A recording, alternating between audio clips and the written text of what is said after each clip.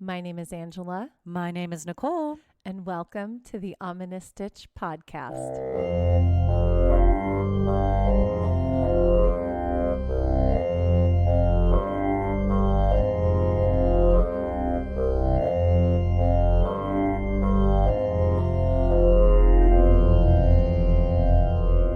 Hello, Stitchers. Hey, everybody. Welcome to another amazing episode of the Ominous Stitch Amazing. podcast. I'm your host, Angela. Hey, Angela. Hey, everybody. How's it going? How's your summer going? Yay, Yay, summer. Summertime. Yep. Summertime and the living. How many songs about summer do you know? In summertime when the weather is hot. you Oh, can touch yeah. right up I and- never think of that one. It comes up That's on a my good playlist one. sometimes Does it? because it's like a happy song. Yeah. And I've listened to it like once and it's like, oh, you like this song. I'm like, okay. Do you know what I listen to a lot whenever I'm like bopping around the house and just cleaning, mostly dishes? I listen to like 70s rock. I And love so a lot it. of Fleetwood Mac pops up. I'm like, Nice. yay. I am such a child of the 70s. I love it. 70s Yeah. music. It's the best. It is the best. Yeah. It's so good. I'm doing this class and Joe Cocker is amazing. Yes, he is. Yeah, and I didn't know Very that much cool. about him, so Oh. I'm like so excited. Yay. So, yeah. Well, that's So awesome. 70s music's great. 70s music is great. Yeah. Angela, what's got you in stitches? Oh, okay. So, guys, guess what we have on the farm? What you got Okay. besides 30,000 chickens? 31 Oh, I'm chickens. sorry, 31. Yeah, 31 chickens is a lot. They're all running around the farm now, so they're all out. And so every night we're like, 31. Okay, we We've put them got all away. this. So, but we do have another new animal. So when we adopted our lovely spunky Miss Pepper, and if Uh-huh. you guys are Facebook friends with me or have found me on Facebook, you already know this. But when we adopted Pepper in December of last year, we knew that she had a baby. The baby was about 1.5 years Mhm. when we got Pepper, but we weren't offered the baby. We thought the baby went to another farm. We also thought the baby was a male, so that meant that we couldn't have it anyway because we have an all-female herd and you can't have males Oh. and females together. Yeah, in the no herd. mixing. Right. So we were kind of like, oh, okay, she had a boy. And, you know, she was kind of sad and like very spunky and just didn't really know what to do with herself. Oh. But we But? found out a few weeks ago that she had had a little girl. Oh, And the baby little girl needed a home. Oh, no. And so we were like, oh, obviously we are taking her. Oh. And so we got so excited. So Okay. last week on Thursday, we were able to bring home Pepper's baby. So she's here now. Yay. We filmed the whole thing. So we have a cute little reunion saw video. that. And they're like inseparable. Oh, good. Inseparable. So we Oh. named her because we have Pepper. So we're like, we need a salt name. She's black. So I'm like, black salt? I don't know. That doesn't really work. And so I was like, what about Veruca Salt? No, and so we named cute. her Veruca. I love it. And she is just as spunky as her mom. But Pepper is like so much calmer now. The whole herd was super excited to meet her. Oh, that's good. And so they all welcomed her in right Yeah. away. And she is like sticking by mama's side. Aw, It's so sweet to see them together. that's adorable. And she's much smaller than all the other ones. And we already have a black alpaca named Mew Mew. And so now we have two black. And so like she's like Mew too because she's a little mini me I of Mew love Mew. it. Yeah. Oh, They're good. so cute. Yay. So she's getting along with the Oh, herd. Instantaneously, they were all just like, oh, baby, yay. Oh. Because if you guys remember, I was supposed to have babies. We thought that when we got our herd, we were getting at least 2 pregnant females with the herd. But it Yep. turns out, Nope. that Nope. was a bust. So They were fat. they were, yeah. Chonky is what we call them. Chunky. I like it. So no babies of our babies. own.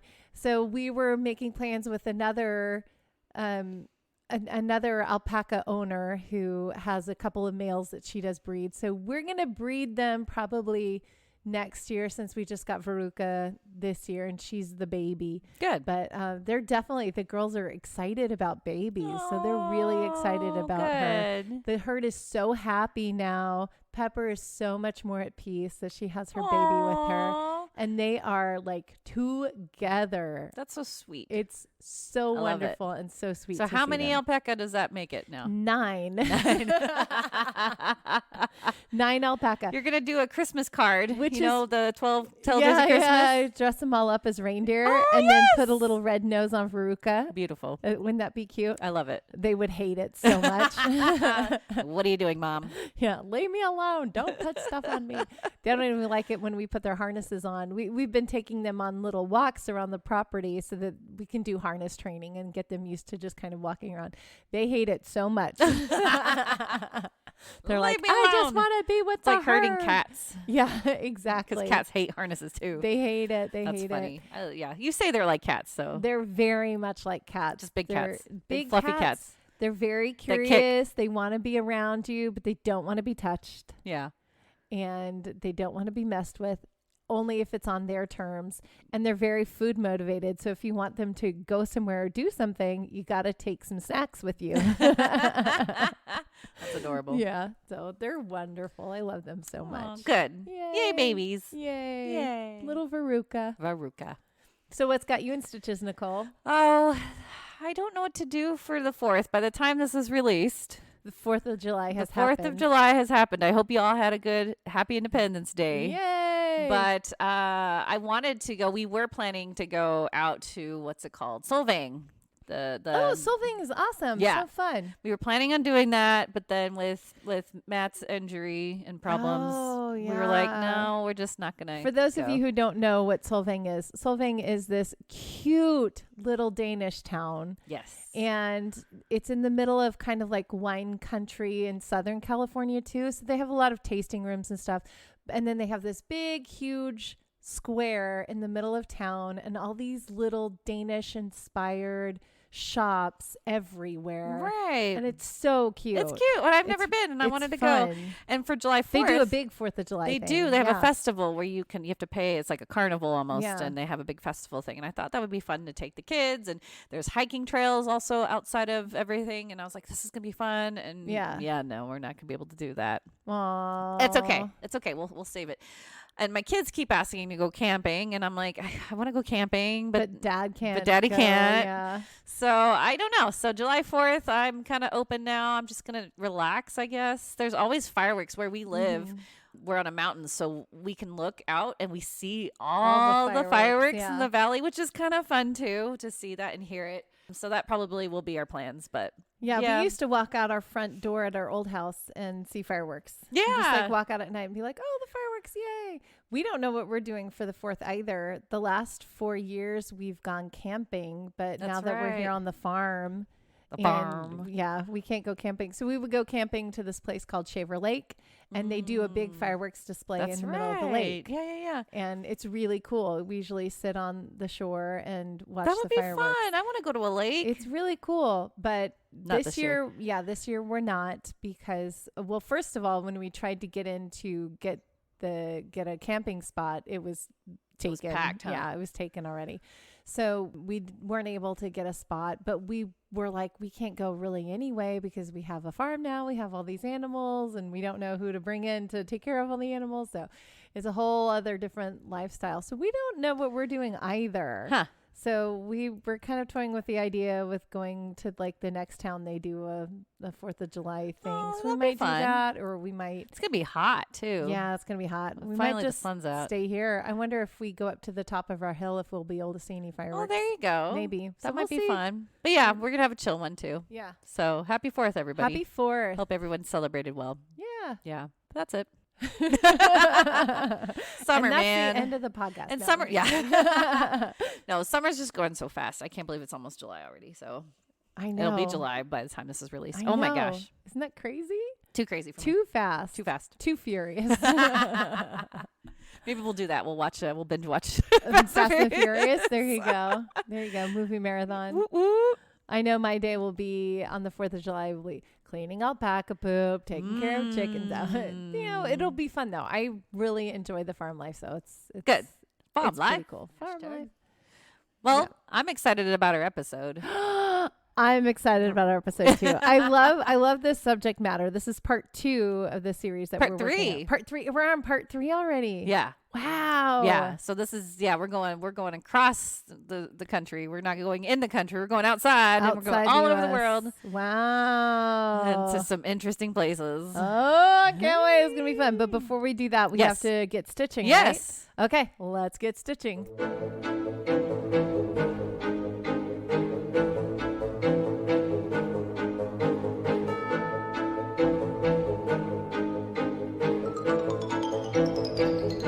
Okay, Stitchers. So for today's stitch, I got this really cool new toy. More toys! Yay, more toys. So staying in the theme of alpaca, I have a ton of alpaca fleece that I need to process. My goal is to get it all processed before they get sheared again next year. Oh, you have bags of it somewhere, right? I have bags. Nice. Every alpaca has a ginormous extra size trash bag that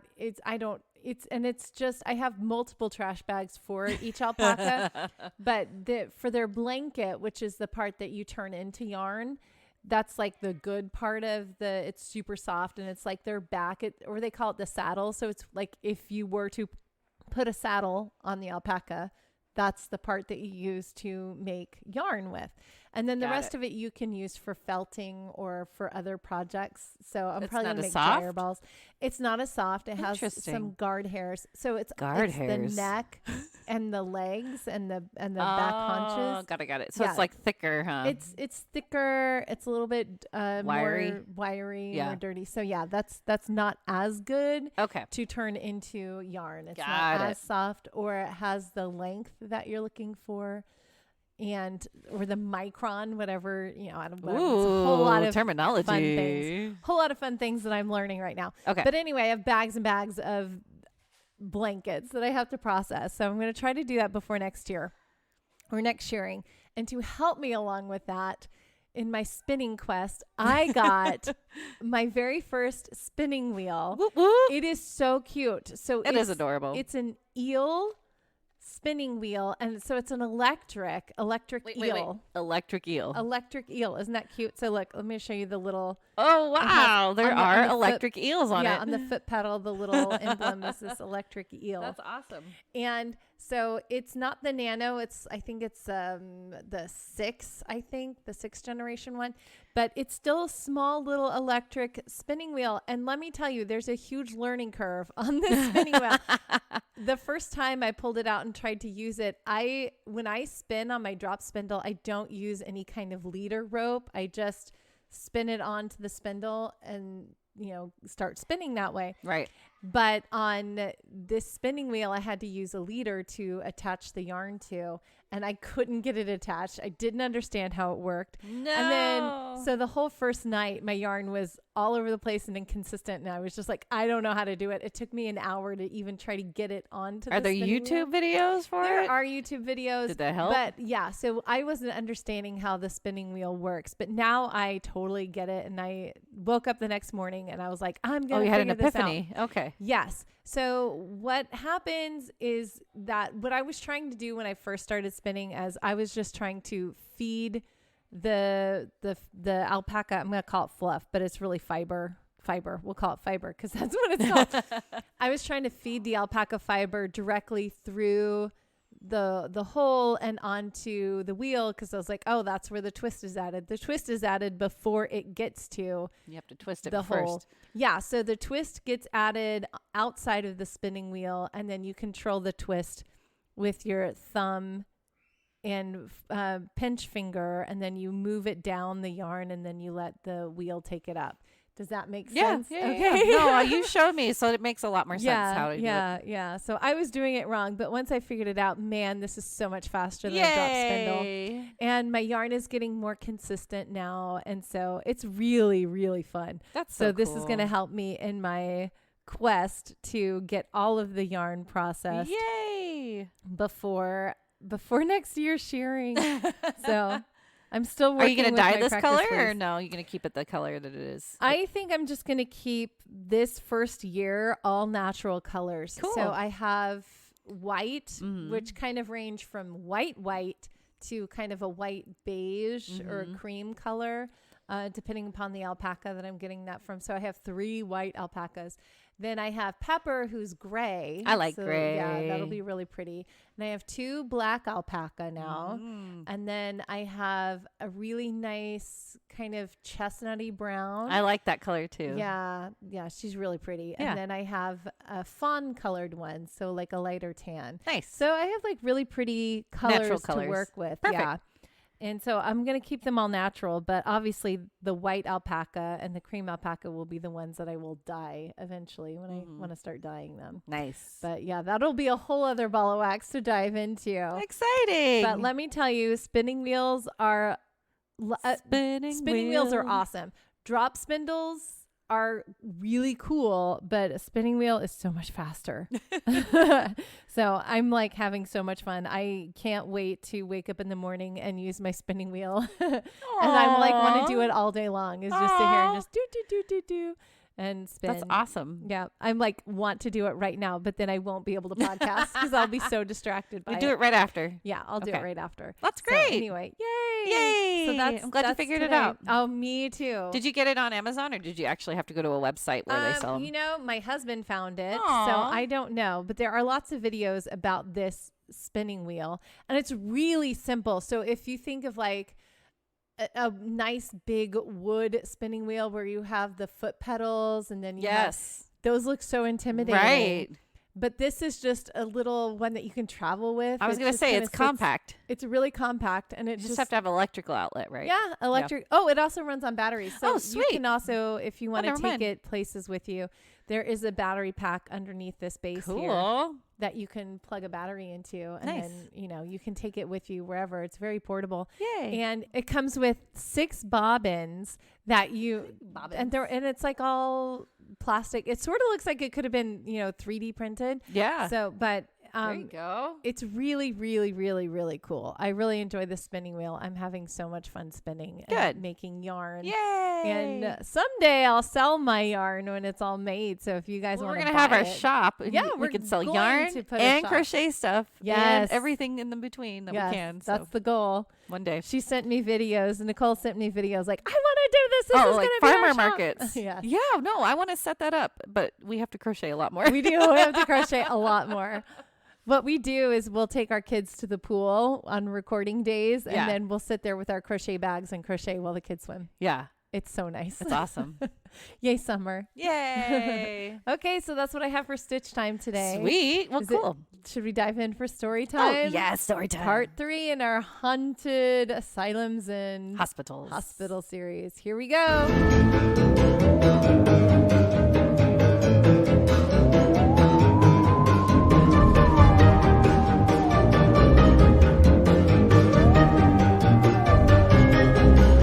All right, please note there's a trigger warning about self-harm, so listener discretion advised. Obviously, hospitals and asylums, we're going to be talking about some patients. Yeah. Okay. So here we go.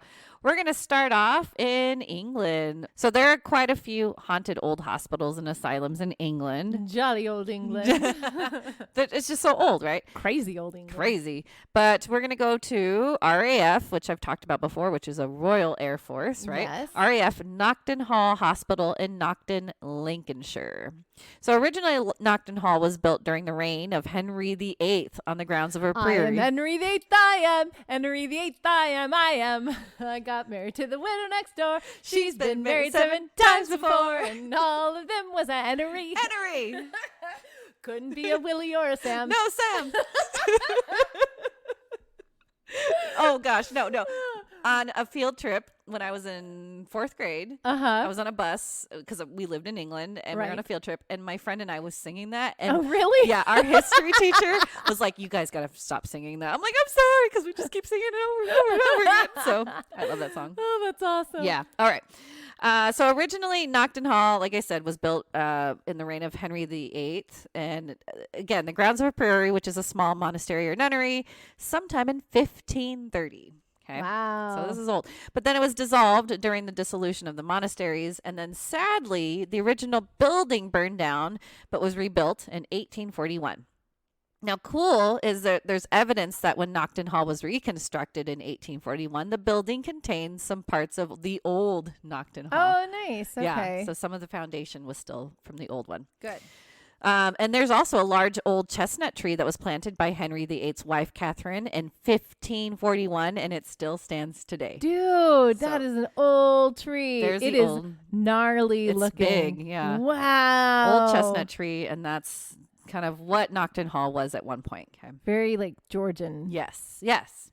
So during the First World War, Knockton Hall was used to house wounded American officers. Then in 1940, it was sold to be used as an RAF hospital.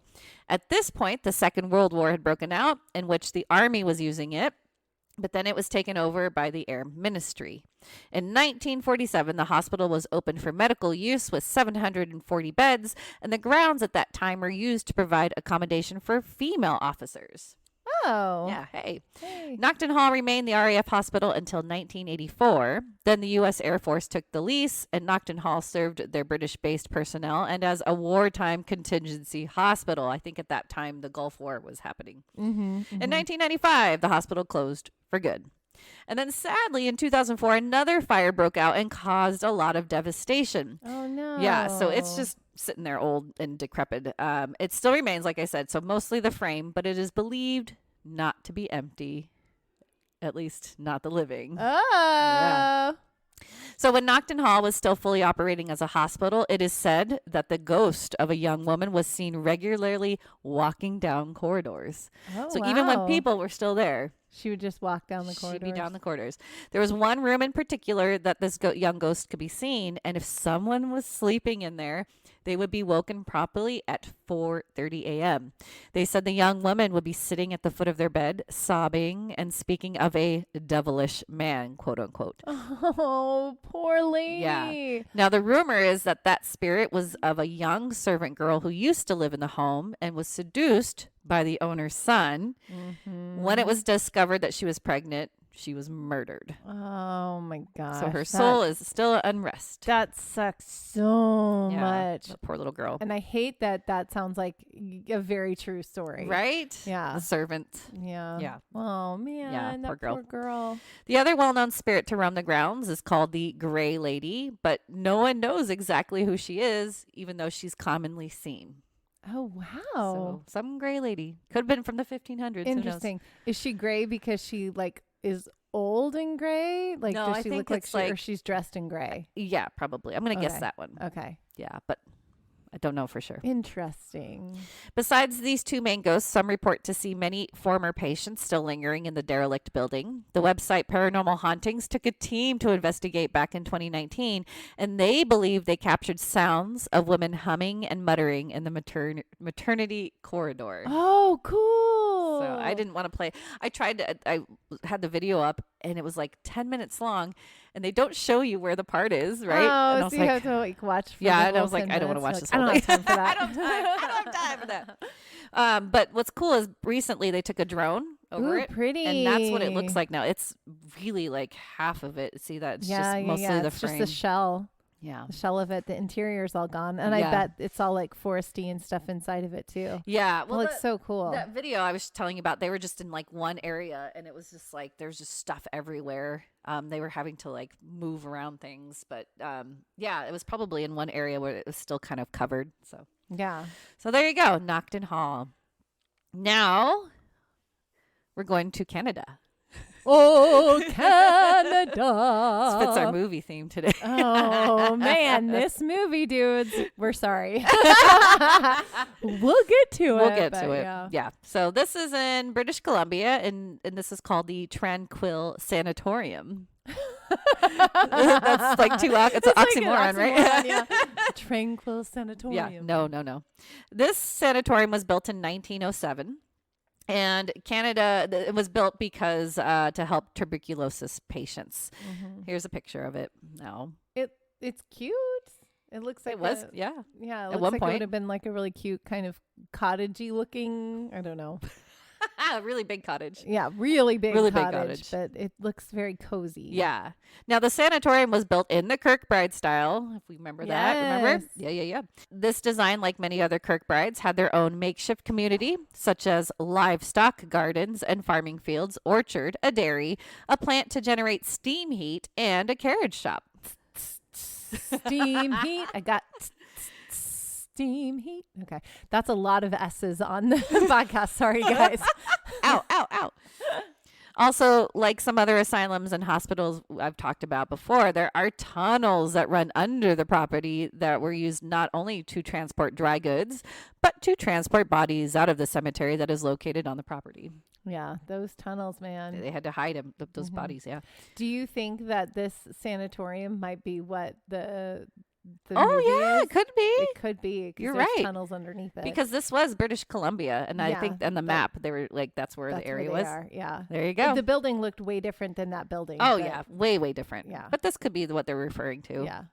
By Interesting. 1910, the hospital could accommodate about 49 patients and employ 12 attendants and 4 nurses. Let me guess. It can house 49 patients, but they're going to cram 300,000 people in there Right. at some point. Well, later, the sanatorium did hold 360 beds. Oh, see, You're I so was like close on the 300. Yeah, there you go. 360 beds, yeah. By 1958, the Tranquil Sanatorium had closed its doors, but then reopened the year after to treat people with mental disabilities. Then the sanatorium closed permanently in 1983. It did open briefly as a juvenile detention center in the 90s. Nice. Yeah, great place to do that. Yeah.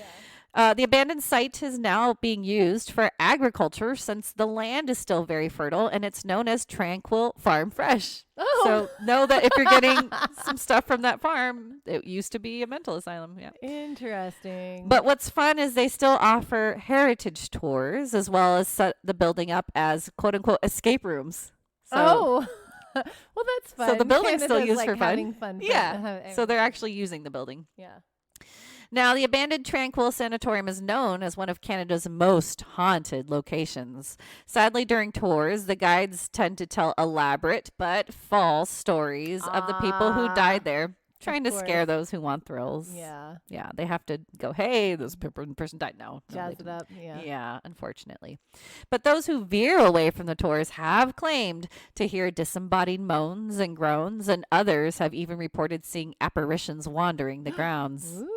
Yeah. Some have seen orbs moving erratically around the property and hallways. Yeah.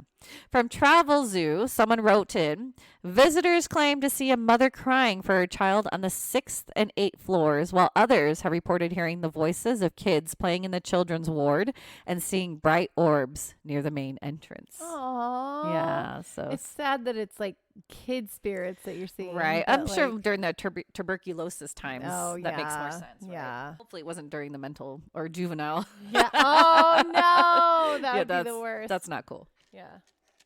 Hopefully they're tuberculosis kids. Ouch. Oh, man. They're kind spirits. Yes. All right, we're moving on. So those are 2 brief ones. We're going to Sai Poon Mental Hospital. Ooh. This is in Hong Kong. Hong Kong. And here's a picture of what it looks like Wow, actually today. Look at all the arches. Oh, that's like today? Yeah, because I'll talk about why it looks Okay. like that. It's so crazy. many arches. Yeah. So this building once was a psychiatric hospital, but I'm going to dive into the more sinister details of the building. So this was constructed in 1892. The Victorian building was primarily used as quarters for the European nursing staff of the civil hospital.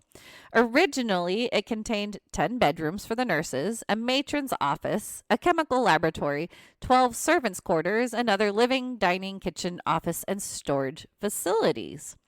In the 1940s, the east wing was then extended and 6 more arches were added to the original north facade, containing 18 arches, as you saw. Yes. With a pediment marking in the middle and turrets at the end to keep the structure proportioned. But then World War II broke out. Oh, war. Japanese soldiers took the building over and then used it as an execution hall. Where they would torture and kill rebellious locals. No. Yes. Oh. Yes, slaughterhouse. After the war, the building was then turned into a mental hospital. Nope. This building has super bad juju. Yes, exactly. Oh my gosh. In 1947, the mental hospital was the only one of its type in the city when the population in Hong Kong was at 1.5 million people. This particular building was the female block of the mental hospital, then continued to function as such until the Castle Peak Mental Hospital opened in 1961. When that hospital opened, the mental hospital switched back as a day treatment center for psychiatric outpatients until 1971. It is said that 2 fires raged through the building at some point, caused accidentally by criminals. I'm guessing in the 1970s because due to disrepair, the building was completely abandoned. Oh, geez. Yeah. Then due to the amount of paranormal sightings in the building and rumors spreading far and wide, the building became popularly known as High Street Ghost House or Haunted House in High Street. Oh, wow. Yeah. For 20 years, the building remained unoccupied, and finally in the 1990s, Hong Kong government decided to keep the facade of the building, as you saw. Yes. But rebuilt a community center within it. Oh, goodness me. What? No. Right? Like, why would you do that? Just tear knock the whole thing down, Yep. sage it, bless that land, reclaim it. There's so much bad juju on that So much land. bad juju. Nope, they didn't. And the project was finished in 2001. Okay, community center. Yay! Yay! But people still claim to see spooky things in this building. Okay. Most people claim to see a mysterious devil-like man dressed in traditional Chinese clothing roaming the halls of the building. He tends to burst into flames. Oh no. Maybe he caused the fires. Could be. Yeah. He's just yeah. Also, it is rumored that you can hear women crying because, again, remember, it was a female area. And a lot of reports about mysterious footsteps are heard when no one is around. And probably, worst of all, clowns. Tied with the, that would be worse. Yeah. But this is tied with the bursting into flames ghost. Decapitated bodies that float by. No. Because remember, this was an execution hall. Yeah. Oh no. So they're still using this building, even though you saw the facade, right? It's just the no. outside, the crazy arches and things like that. I would not want to go to that community center. No, thank you. I'm good. Yeah. Yeah. That does not promote good community. No, I would not want to be there. I'm good. Thank you. Oh man. All right. Now we're going again. We're going to travel over to Australia. G'day, mate. G'day. Throw another shrimp. Shrimp? Throw another shrimp on the bar. Now I'm going southern. That does not make sense. I cannot do an Australian accent. You're close. G'day, mate. G'day, That's about mate. as close as I can. The way that Australians say their wide. O's, I can't do it. It's like oh. There's so many vowels in the O. So many vowels. Yeah, it's cool. I love it. I love Australian accents. I cannot do it. I can't do any accents. Yes, the only can. accent that I got, I can southern. do southern. Well, duh. I mean, I grew up there. You have a good German grasp of how to pronounce things. Yeah. So I can pronounce things correctly in languages. I studied really hard to be able to do that. Yeah. But as far as speaking English with that type of accent, no, I No. can't do it. There's hard. only one accent that I sort of mastered, and it was Russian, and it was for a show that I did. And even that Russian accent was terrible. It was so bad. I'm not good with accents. My dog is currently so relaxed that she's sliding off the couch. Her body is And I'm trying really hard to keep her on the couch. You're so cute. She's like, I don't care. I know. My head's gonna fall. Okay, sorry, Rosie, you distracted me. All right. So we're going to Victoria specifically, a nice rural city that houses what once was commonly known as the Ararat Lunatic Asylum. Yes. They just call it like it is. It's Ararat a Lunatic Asylum. Yeah, but it formerly titled Airedale Mental Hospital. Oh, okay. So you'll see it on all the websites. It's either going to be, most of them are going to say Ararat or Airedale. Okay. But construction for Airedale started in 1864, finished in 1866, but patients were being admitted as early as 1865. So in the middle, it wasn't even done yet, and people were coming in. This design was similar to the Kirkbride plan, in which the asylum was built to be self-sufficient. There were gardens, orchards, a piggery, a market, and vineyards. Piggery. I know they call it a piggery. I love that. Right? That's cute. I love it. Piggery and vineyards within this confines of the quote-unquote campus. One pretty distinctive feature of the Airedale Asylum was the use of ha-ha walls.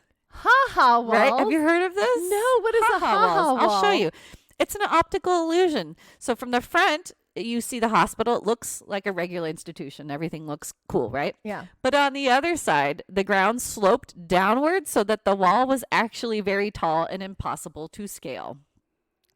Oh, so ha-ha, you can't get around me. Exactly. Is that crazy? Oh. So it slopes so much. And then that's the outside. See that? So the wall looks normal, but it's very deep on the inside. Okay, so to put this in perspective, if you ever go to the zoo and you go to like the lion exhibit or dangerous animal exhibits, they do this. They do the slope. Yeah. They do the big slope right before the wall so that they can't jump it. Exactly. Yeah, at its height, there were roughly 500 staff members working amongst the 63 different buildings. And Wikipedia states that there were around 900 plus beds. So this was huge. Oh my gosh, that's massive. Patients of Airedale consisted of the criminally insane, of course, as the government thought that regular prisons were not going to provide the care they needed. However, they started adding patients that suffered from mental illness. So it ranged from people with postnatal depression, autism, anxiety, depression, PTSD, and Down syndrome. So you had crazy criminals mixed with normal people that just had some, problems going on mentally. Oh, no. Sad, right? That is not cool. Good. So when you combine criminally insane people with the other members of society, Airedale faced a lot of conflict and violence. Yeah.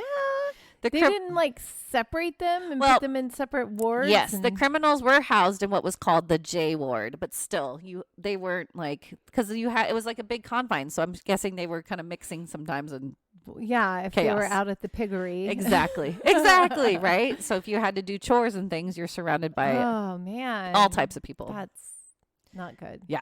The hospital closed in 1993. However, the facility still housed female prisoners while Dame Phyllis Frost's center was being renovated until current management took over in 2001. Then in 2001, thanks, Wikipedia. I'm going to quote them. The Victorian government provided $7.4 million to Melbourne Polytechnic to establish a campus of the Melbourne Polytechnic's Ararat Training Center on the site of the hospital. Love it. 30 hectares of vineyard and 10 hectares of olive grove were planted in 2002. I had to look this up. A hectare is equivalent to 2.471 acres or 10,000 square meters. I didn't know that. Yes. Yeah, I learned something new every day. Yay. And an olive processing facility and winery were later built on site. That's awesome. Yeah, the first planting at the Ararat campus was of 28 hectares of vines, which produced the first vintage in 2005. Since commencing training and research at Airedale in 2002, Melbourne Polytechnic also established a 250-ton winery, a 4-hectare lavender farm, and extensive training facilities. The Polytechnic campus was established to provide a world-class wine and hospitality training facility in Victoria. Nice. So this old mental asylum is being used. I mean, we've seen mental asylums being turned into campuses. College campuses. Yeah, because you got it. Yeah, we have one close to us. Yeah. So they're just using, I don't think they're using the whole building, but they're definitely using the grounds because there's just so much there. Yeah, that's nice. But now there are regular paranormal investigations that take place in the old hospital with guided tours. Hey. Yeah. It is considered the most haunted place in Victoria, Australia. Oh, cool. Yeah, right? Yes. Now, not sure if this is accurate, but according to U.S. Ghost Adventures, through the 100 years in operation, over 13,000 inmates, patients, and staff died within Airedale's walls. Oh my 13,000 people. That's roughly, they were doing the estimations, like 100, it's like 1,000 per year, right? Yeah. Hashtag because math. Because math. Dude, that is too many people. Why?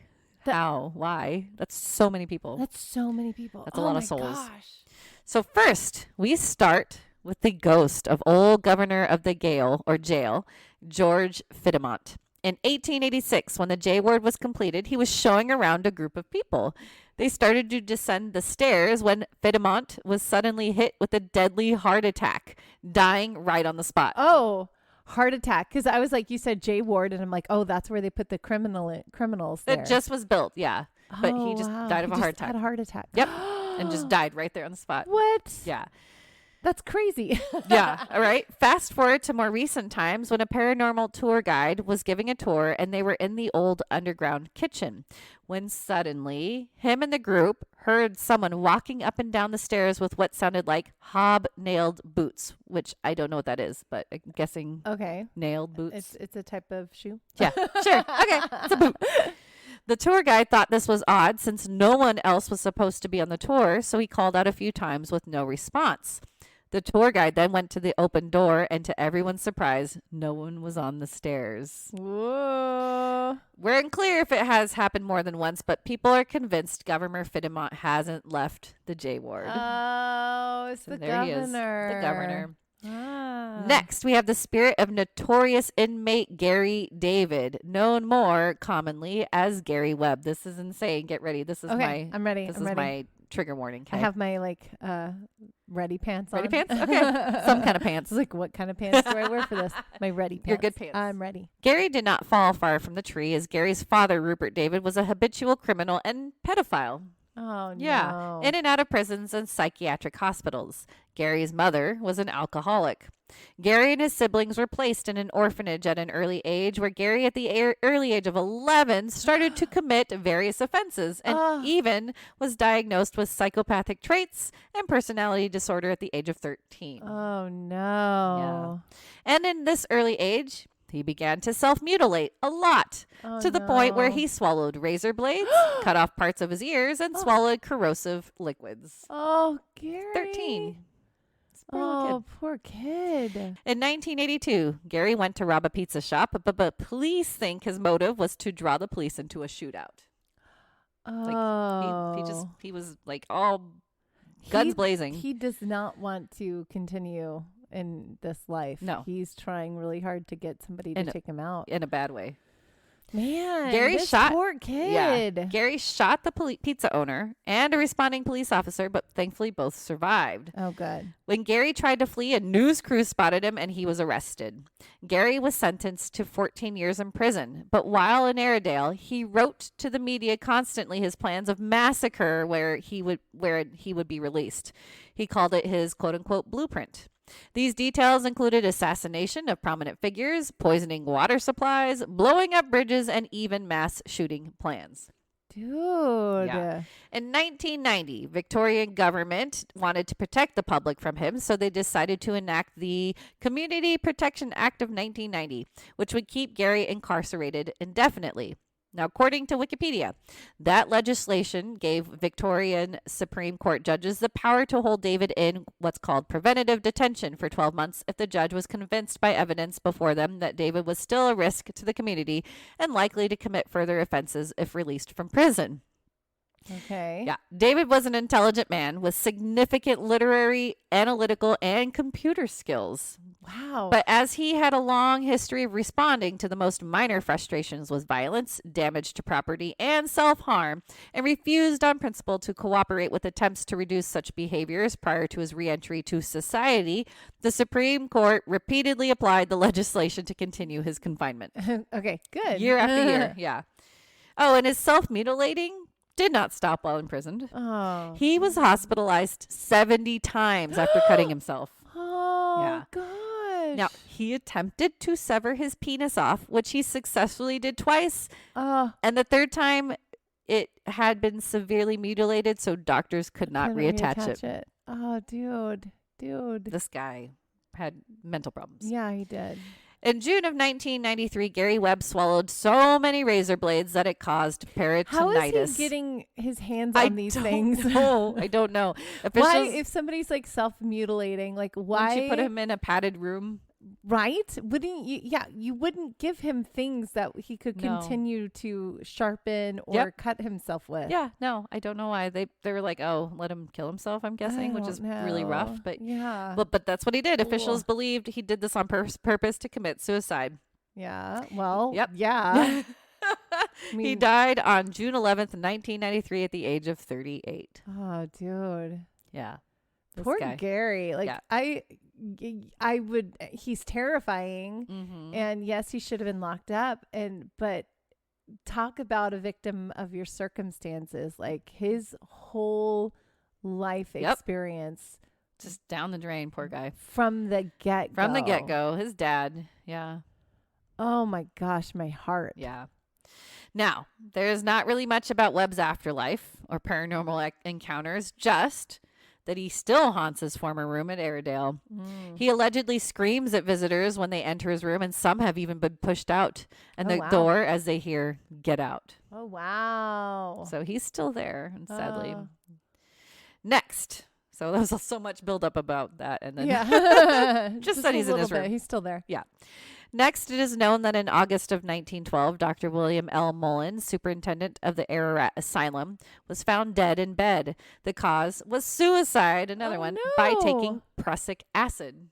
Oh, no. Yeah, I don't know why. Why? His former office, I don't know. His former office is said to be an actively haunted room, as it is reported that when visitors walk by or into his office, they suddenly get a bitter taste in their mouth. Oh, weird, dude. I've never heard that one, right? Oh, like a that's sensation. Interesting. Yeah, no. Ooh. Gross.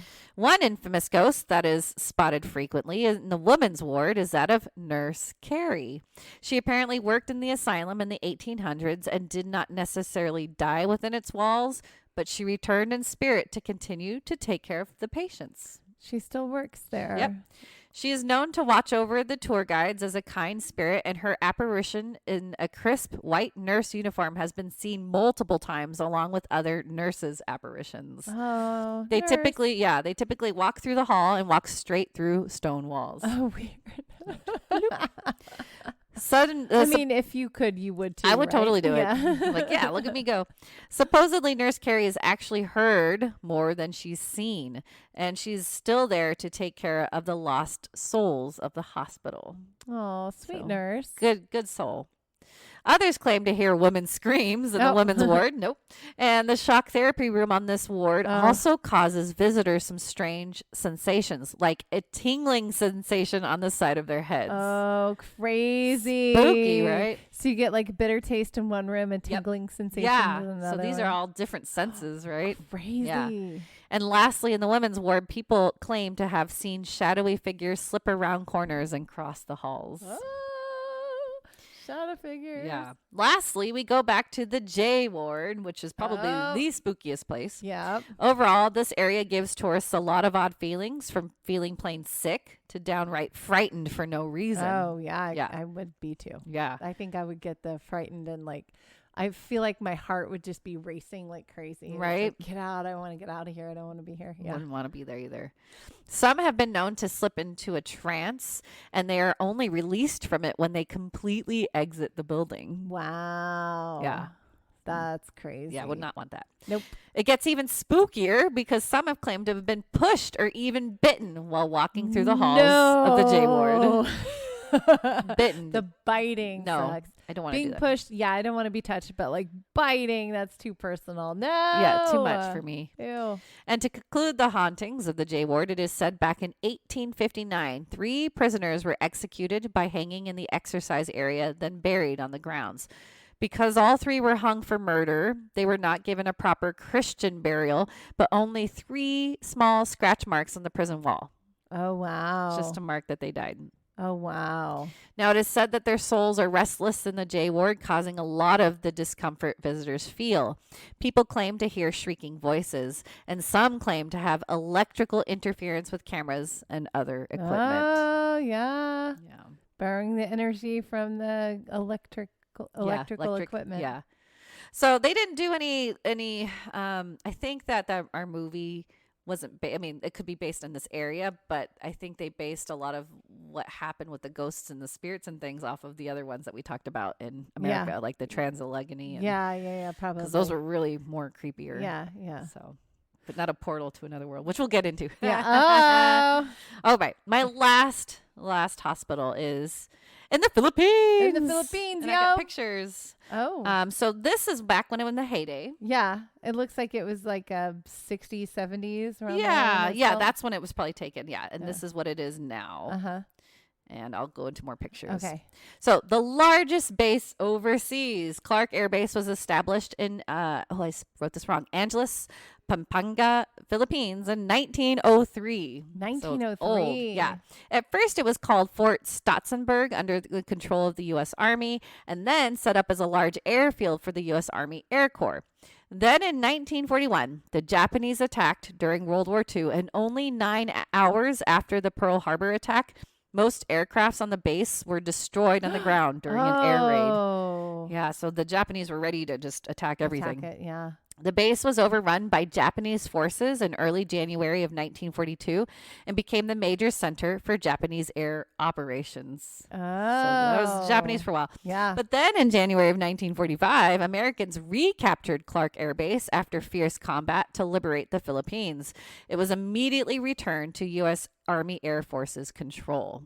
So it had a little switch there. And I didn't put this in my notes, but there was this big march for a lot of the Americans, like past Clark Air Base, like marching off so that they can go away. Like it was like the POW. It was crazy. Oh, crazy. Yeah. My grandpa was in a POW with that too. Oh, I don't know if it was that specific one, but wow. he was a POW. Yeah, creepy. Okay. In 1947, the U.S. Air Force was established as a separate branch of the U.S. Armed Forces, and the Clark Air Base was a major U.S. Air Force base in the Pacific region. Now, Clark Air Base had a small hospital throughout its history. However, the major hospital was not built until 1964. Yay. But when it was completed, it was equipped with ultra-modern medical equipment. Trained American medical personnel were present, and the hospital provided services for local Filipino residents as well as members of the U.S. military.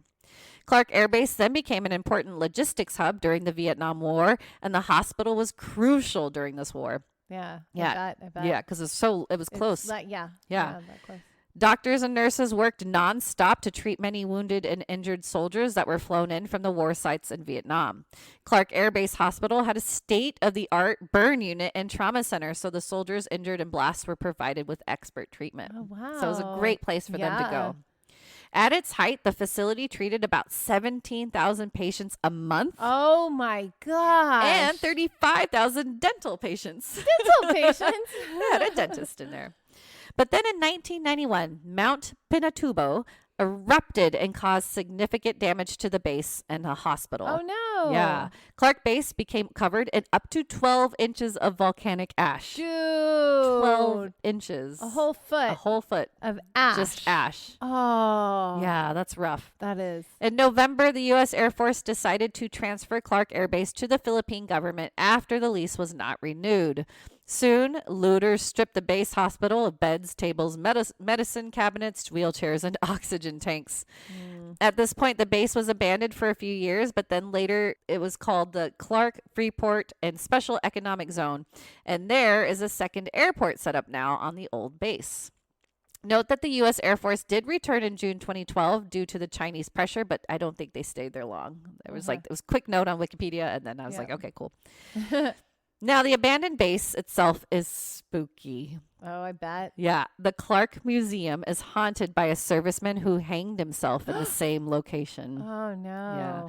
Another reported suicide of a serviceman that wanted to avoid capture now haunts the airport. Oh, no. And if you walk by the foundation of the old canteen in the early morning hours, you might catch the sounds of swing music and hear excited talk. Wow. Yeah. It's just a foundation, though, but you hear it. It's crazy. Oh, that's cool. Yeah.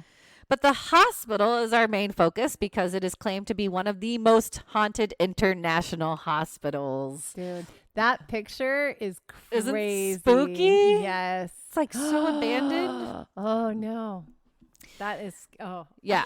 Yeah. Even while the hospital was open and functioning, nursing staff and other employees reported doors opening and closing, and even seeing people they didn't know just standing around and then would vanish into thin air. Nope. So that was no. in operation. Oh, Imagine it now, no. right?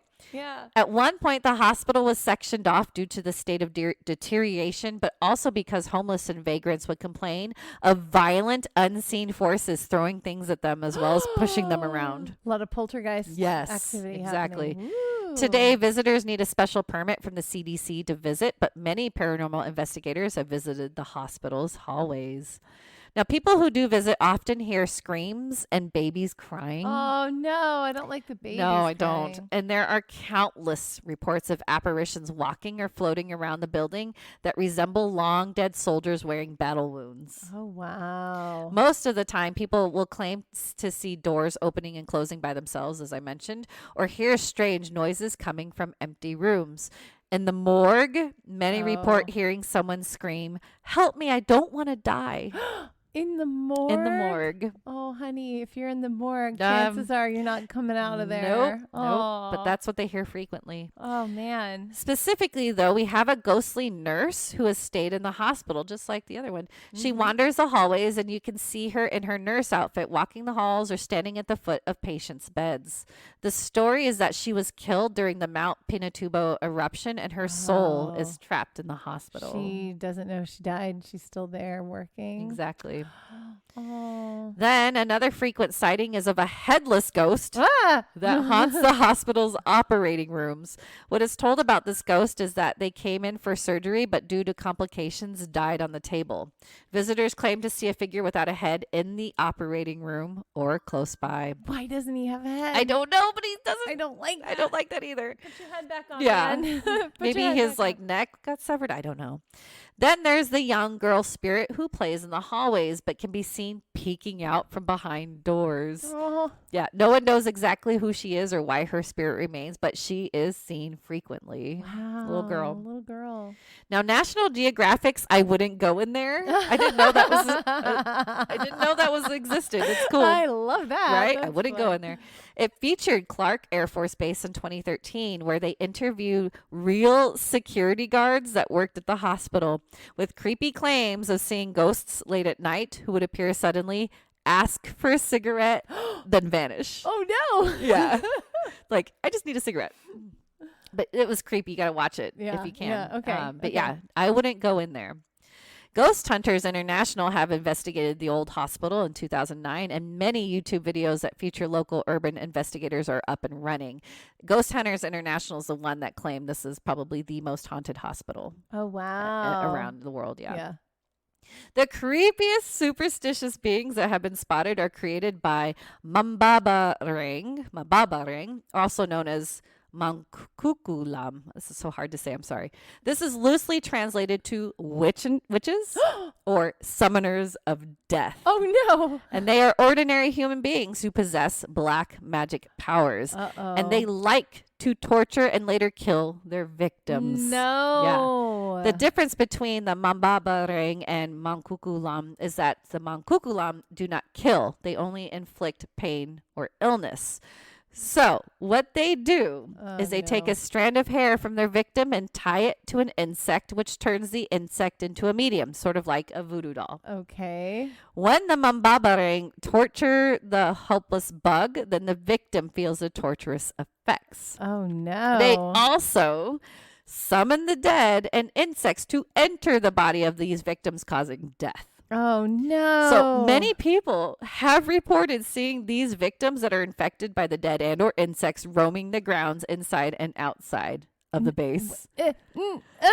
No. Because this is a place with a lot of history, and it's Yeah. empty and scary. So there you go. Oh, that's terrifying. I don't No, like that's that true, at but all. yeah, isn't that creepy? Philippines, what are you They doing? got some crazy superstitions, man.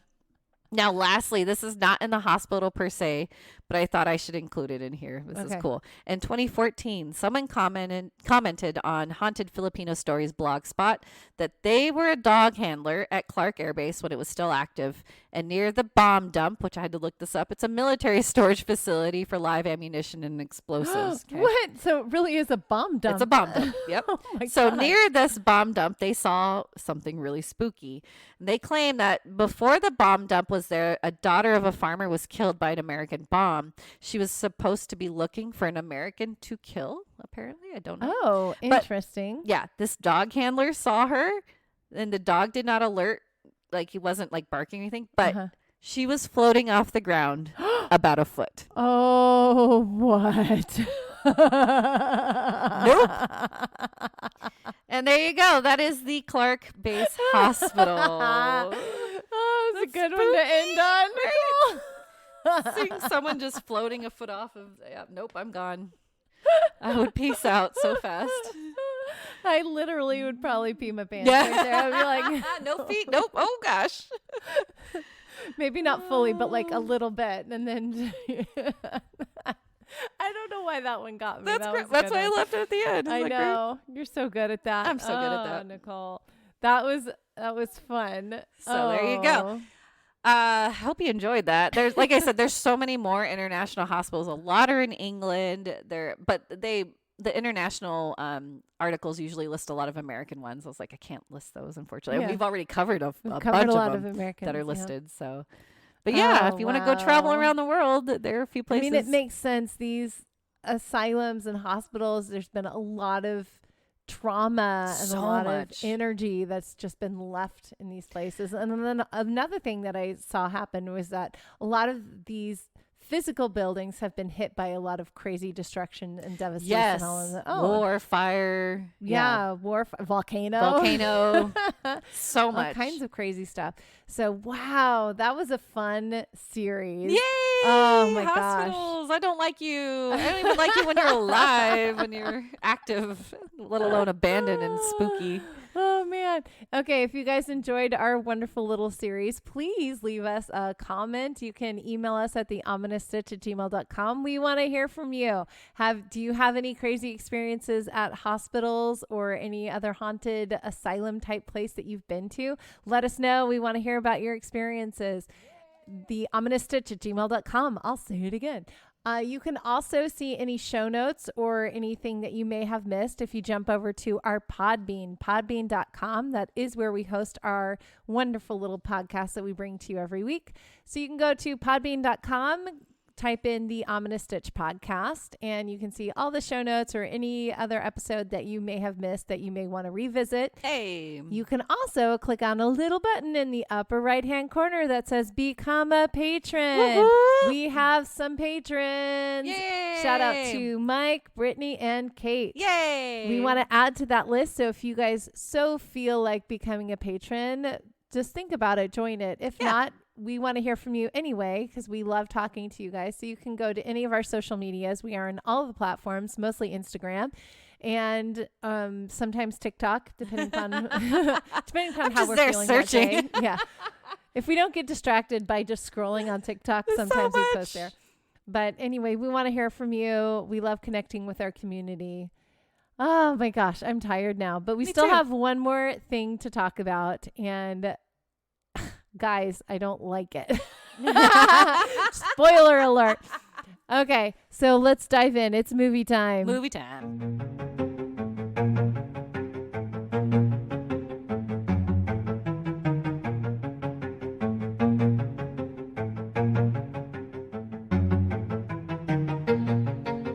I think my dog is going to fall. I'm literally holding her on the couch with my leg. And she's still like, I don't care. And she's sound asleep. It's amazing. My dog is sound asleep. Your dog's so cool. And I am holding her on the couch so with my chill.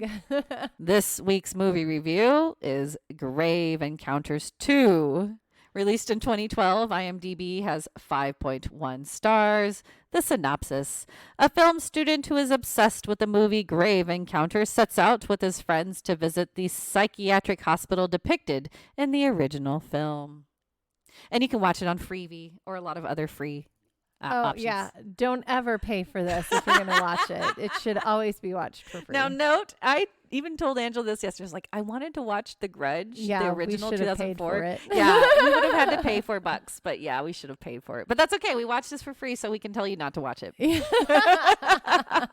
Let us do all of the watching. I was thinking this morning, I was like, I never thought that being like a movie critic or reviewing movies would feel like a chore. Oh, no. Until.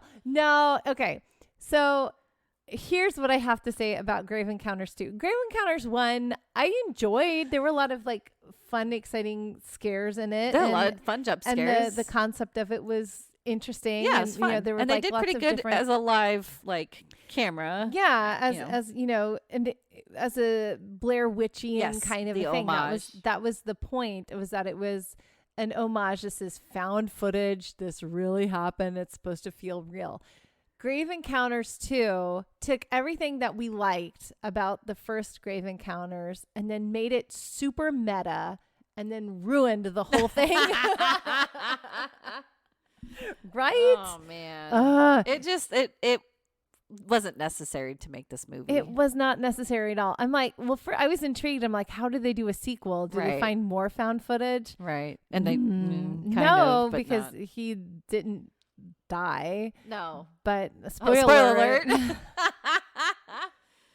So they're based in Seattle or Washington somewhere. He's this film guy, right? Yeah, a bunch of film students. Yeah, and he's getting messages from Death Awaits. Death Awaits, yeah, a YouTuber. So YouTube has been invented at this point. Yes. This is 9 years after Grave Encounters. Yeah, but it's funny because it was released only 1 year after. I didn't like that fact. Oh, dumb. Right? Yeah.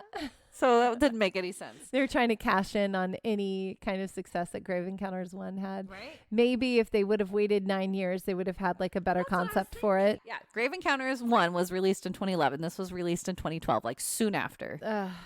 Because they could do it because that's how the budget looked. Yeah. Right. Oh, but yeah, goodness. so they're this film group and then he's obsessed with it now, this movie, even because he gave a bad critique of it.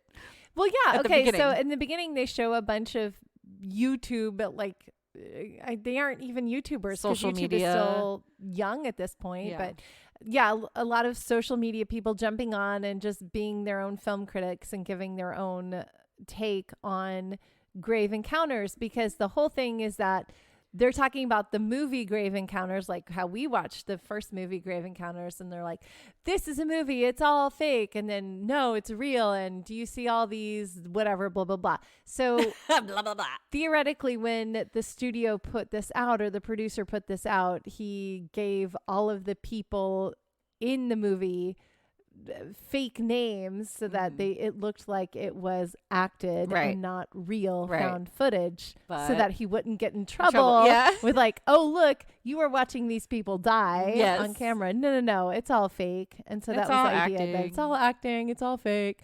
And then they start to discover that the actors, and these are air quote actors, are all missing people. So they aren't actually anywhere. And so this film student starts putting 2 and 2 together, and he's like, conspiracy theory, I think it might be real, blah blah blah. And then he starts getting these emails from Death Awaits, messages from Death Awaits, enticing him to further investigate this. And so he decides to make it his film thesis, like, is this real? So he's believing that this is real, and so he decides brilliantly to take a film crew to the very asylum that he watched everyone die in. I'm like, if you think it's real, why would you go go there? Why would you go there? I don't know. Especially when he saw everything happen, right? Yeah. Yeah, it was terrible. And he's like, okay, I didn't tell you this before because I wanted to talk about it here. Uh-huh. So they're in Washington. This is November, December. Yeah. And they're like, oh, let's go to Canada. It takes 2 hours. And then they go and they drive up and they're all wearing like T-shirts and things. Yeah, no. I was like, it's freezing It's in Canada at cold, that yeah. point in December, for crying out loud. So that really made me mad. It's like everyone's like not wearing big coats or anything. I mean, yeah, I know this movie's terrible. Yeah. It takes like half the movie to even get to that point. To get to even you're to the watching all this hospital. like really stupid college parties, Yes. like dumb documentary and stuff, love and yeah. it's bad. The backstory part of it is all bad and It's so bad. terrible, and it's supposed to look like it's, they're college kids and they're being dumb college kids. And then they It's so showed like pointless. the horror film that the one student is trying to make, and Yeah. it's terrible. It's so and bad. Everything is bad. Everything's bad. Everything is awful.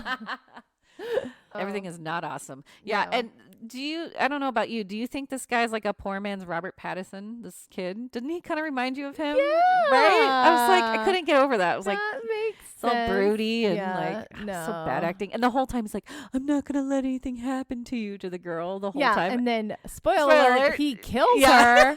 It's like complete opposite. He's like, you've always wanted a dramatic death. Well, here you go. And So she just stands there and stupid. lets him do it. And the red door was stupid. Like they made it like worse. I don't know. They and made finding the guy alive. Yes, Lance guy is 9 still years alive. later. 10 years almost. 10 Yep. years later. And he's crazy, He's all living off crazy. rats and Yeah.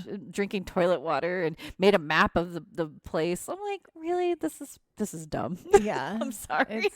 It was so dumb. It was so dumb. It did not improve upon any part of the Nothing. story.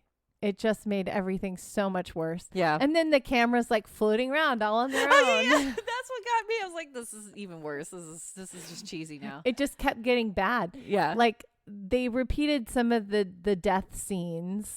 And why would the kid get up to go pee by himself, knowing like full well this whole hospital's insane, and he went to go by himself to make a will and testament on a video, his friend, right? Yeah. And I'm like, who would do that? Who would get up and go by themselves, knowing like go pee in the corner? Why would you leave Riley, everybody? who's in Letterkenny. That's the one good thing about he's one of the hockey players in Letterkenny.